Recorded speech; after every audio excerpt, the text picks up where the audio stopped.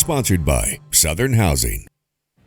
It was a stretch that lasted almost a decade, from April 2014 until March 2023. North Mississippi was blessed to have 0 lives lost to tornadoes. But that changed in Wren last year as an EF3 tornado ripped through western Monroe County.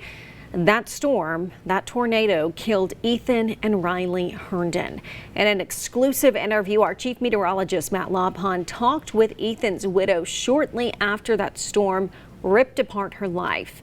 And now, a year after the storm, he's learning how things have changed.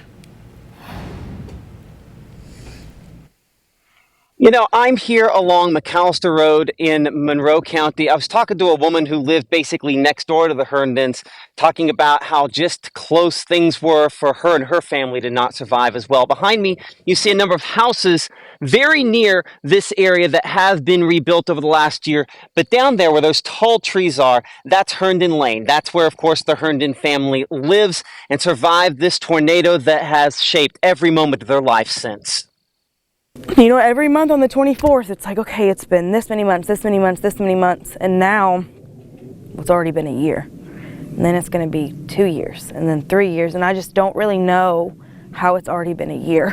When I had Ethan, you know, that would come home, he was very good with, no matter how his day went, he would say, listen, I know it's been rough on you. You've done everything. Go calm down. If you want to take a drive, go take a drive. If you want to, you know, just go sit on the bed and just put in headphones.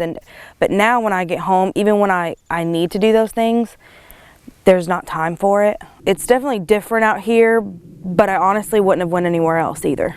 So it's sort of, I take the bad with the good. And even as hard as it is sometimes to look around here and be reminded of everything, he wouldn't have left. If the roles were reversed, if I would have passed away and he was here with the kids, he wouldn't have left.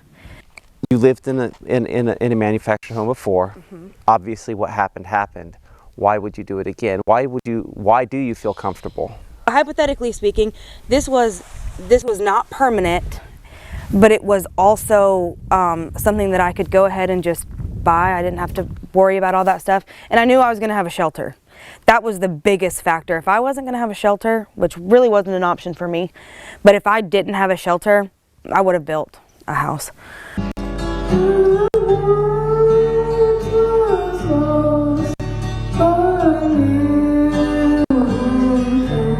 I really feel close to God anywhere out here because he was with us that night. He was with us afterwards. He's been with us every single day.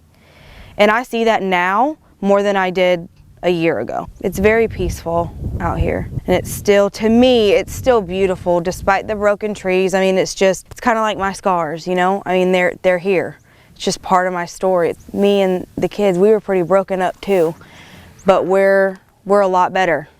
And eventually this is gonna look a lot better. There's so many times where I technically probably didn't need to be in my shelter. And sometimes people will do that, you know, they'll get in there and they'll be like, oh, I've lived here for this long and I've got in my shelter and I've never needed to, but I'm tired tonight. I'm just gonna, you know, I'll be fine.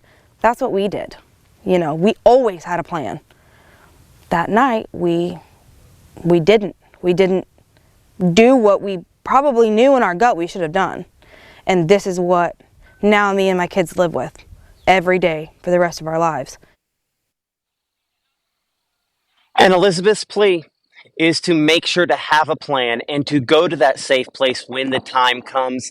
She feels that as long as people know that, hey, 360 days a year, a manufactured home is a good place to be, but that 3, 4, 5 days a year where the tornadoes are possible, you've got to get to someplace different. She wants to make sure that as many people as possible know so that no one else has to go through what she and her family is going through now. Live from Monroe County, I'm Chief Meteorologist Matt Lobhon, WTVA 9 News.